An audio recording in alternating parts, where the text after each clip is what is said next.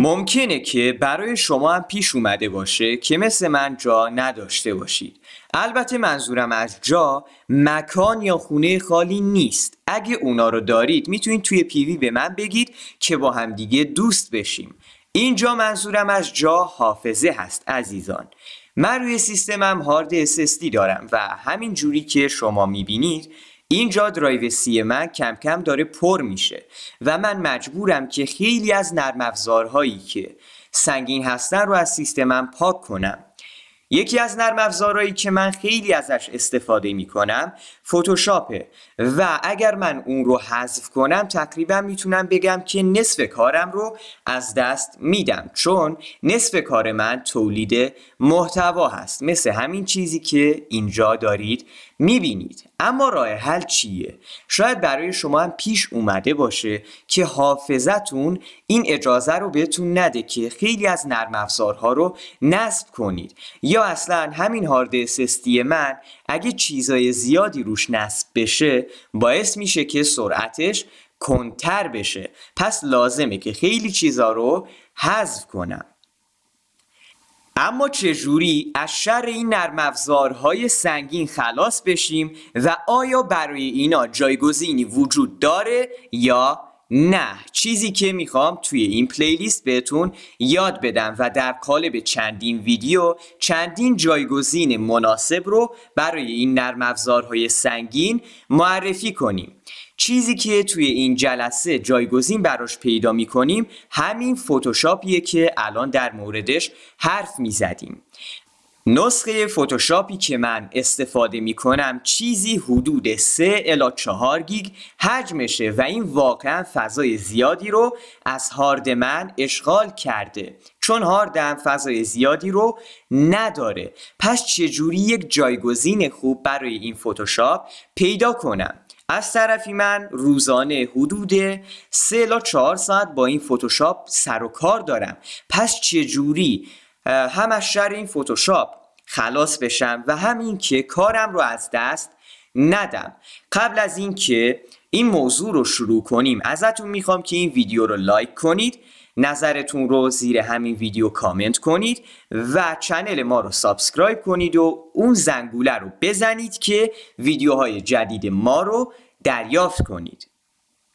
جایگزین ما برای فتوشاپ سایتی هست با نام photopea.com با این دامنه‌ای که اینجا مشاهده می‌کنید. فوتوپی از لحاظ ظاهر و UI کاملا مشابه به فتوشاپ خودمون هست و اگر قبلا با فتوشاپ کار کرده باشین میبینید که در نگاه اول این سایت رو با فتوشاپ اشتباه میگیرید و قاطی میکنید. این فوتوپی امکانات خیلی جالبی رو داره. یکی از امکانات جذابی که داره اینه که برای نرم افزارهای مختلف میتونیم خروجی بگیریم.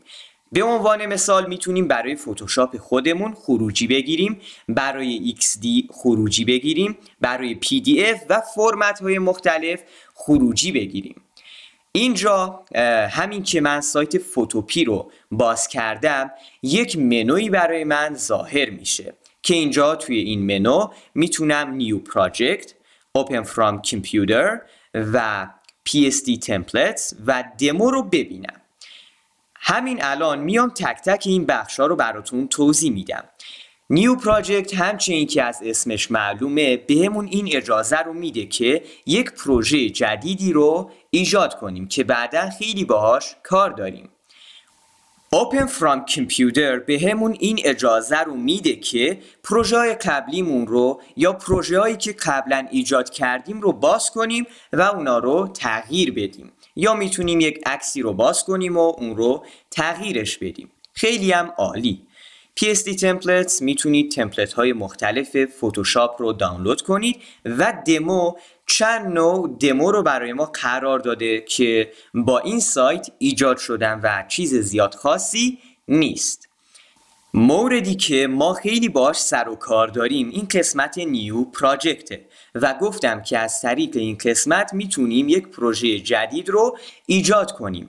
قبل از اینکه یک پروژه جدید رو ایجاد کنم یک F11 میزنم که این سایت فول اسکرین بشه و مثل یک نرم افزار واقعی بشه. خب و قبل از این که بازم یک پروژه جدید ایجاد کنم میخوام مزیت‌ها و معایب این نرم افزار رو یا این سایت رو بهتون بگم. خب چقدر سوتی میدم نمیدونم.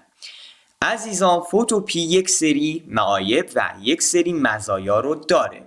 اولین عیبی که این فوتوپی داره اینه که اگه اکانتتون رایگان باشه، وارد قسمت اکانت بشید و با یک اکانت رایگان لاگین کنید، بهتون این اجازه رو میده که پروژه هاتون رو تا 30 روز نگه دارید و نمیتونید پروژه هاتون رو تا حالا ابد نگه دارید. پروژه هاتون فقط تا 30 روز باقی میمونن.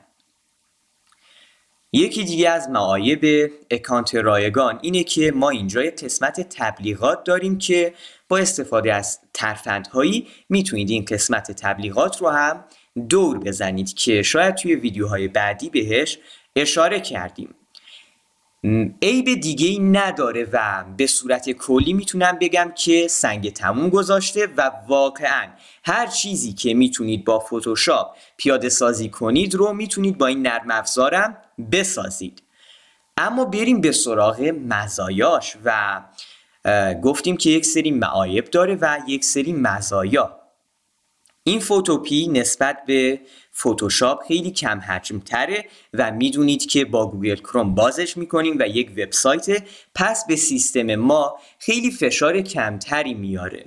مورد دوم اینه که لازم نیست ما هیچ نرم افزاری رو روی سیستممون نصب کنیم که هیچ فضایی از سیستم ما اشغال بشه. خب ما میتونیم از همین فوتوپی استفاده کنیم بدون اینکه هیچ نرم افزاری رو نصب کنیم و بدون اینکه هیچ فضایی رو هدر بدیم. پس اینم یکی دیگه از مزیت‌های فوتوپی هست. اگه روی نیو پراجکت کلیک کنم میبینید که اینجا سایز بندی های مختلفی رو برای ما قرار داده که من واقعا از این بخش خوشم اومد و اینم یکی دیگه از مزیت های این فوتوپی است عزیزان، که فتوشاپ این بخش رو به صورت کامل نداره. خب این بخش رو داره و سایز بندی های مختلف رو داره، اما مثل این سایت جامع و کامل نیست. اگه اینجا رو نگاه کنم میبینم که سایز بندی های مختلفی رو میبینیم. به عنوان مثال سوشیال که میتونیم برای شبکه های اجتماعی پروژه ایجاد کنیم، مثلا اینستا استوری. میتونیم سایز استوری اینستاگرام رو از اینجا انتخاب کنیم و از این حالا پروژه های آماده استفاده کنیم و تغییرشون بدیم. دارا بودن پروژه های آماده یکی دیگه از مزیت های این فوتوپی محسوب میشه که اینجا طرح‌های آماده و مختلفی رو براتون قرار داره که میتونید اونا رو تغییر بدین. مثلا میگم آقا من یک پست اینستاگرام میخوام، میگه میتونی از این طرح‌های آماده هم استفاده کنی و طرح‌های خیلی جذاب و زیادی رو هم داره که اینجا میتونید طرح‌ها رو فیلتر هم کنید.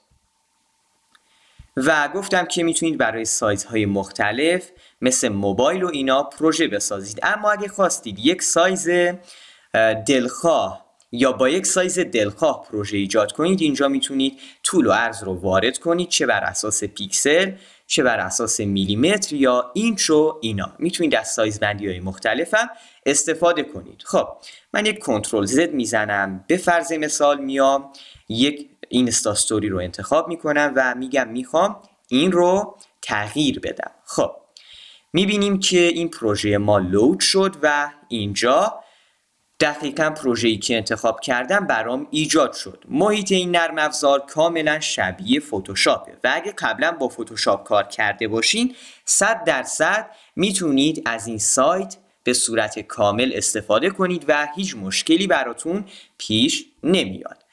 مثلا اینجا من لایرز رو دارم، میتونم لایه ها رو حذف کنم. به فرض مثال میام این متن ها رو حذف میکنم، میبینید که این متن ها رو میتونم حذف کنم.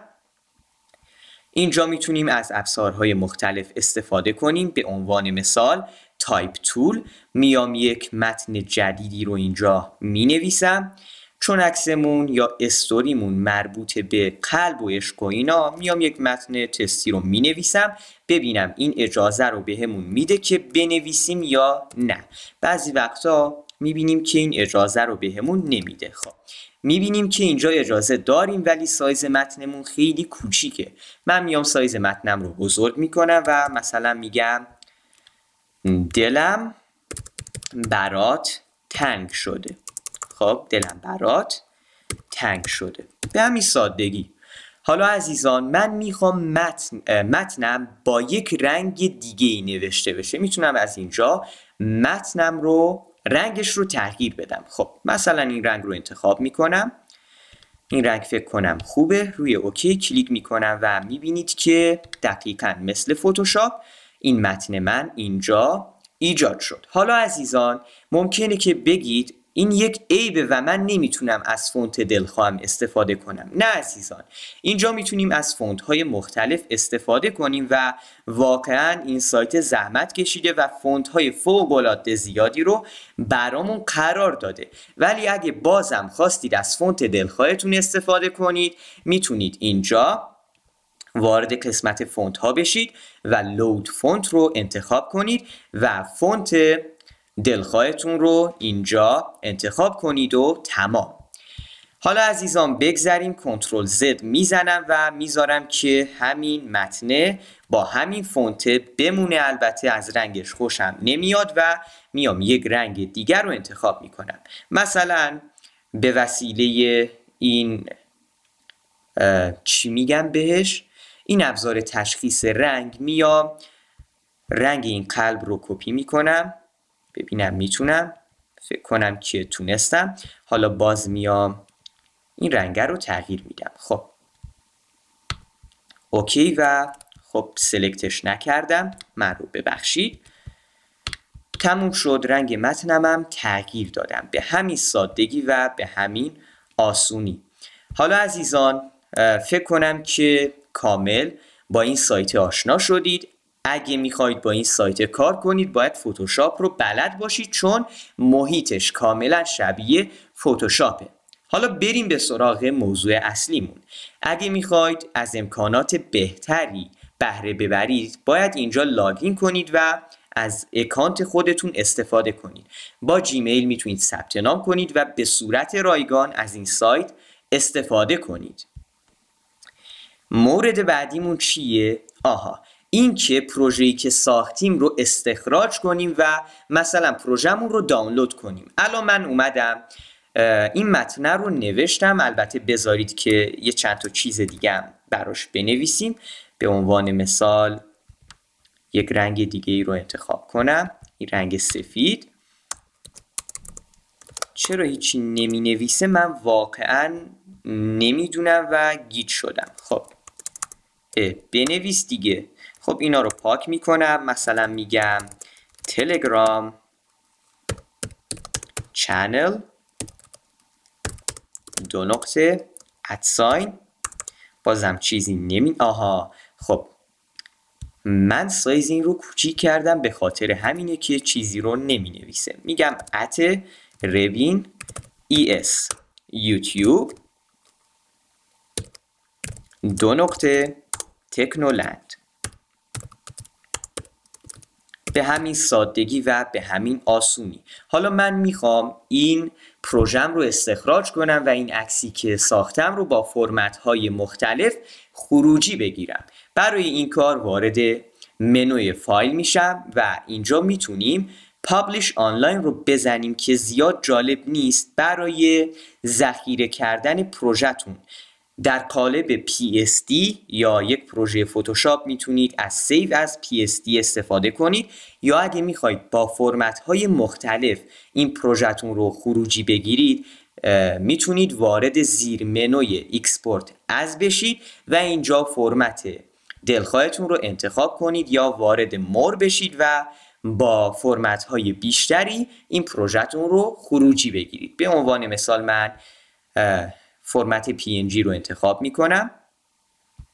حالا میگه کوالیتی، میگه میخوای کیفیت این پروژه چقدر باشه، 100% باشه یا کیفیتش 50% باشه، یا میخوای با چه کیفیت یا کوالیتی این پروژه رو خروجی بگیری. من میگم مثلا 100% و روی سیو کلیک میکنم و شما عزیزان میبینید که اینجا با موفقیت پروژه من سیو شد. امیدوارم که از این ویدیو خوشتون اومده باشه. 100% کانال ما رو عضو بشید و یوتیوب ما رو سابسکرایب کنید و منتظر ویدیوهای بعدی برای جایگزین این برنامه‌های سنگین باشید. دوستتون دارم. مراقب خودتون باشید. تا ویدیوهای بعدی، خدا نگهدار و یارتان.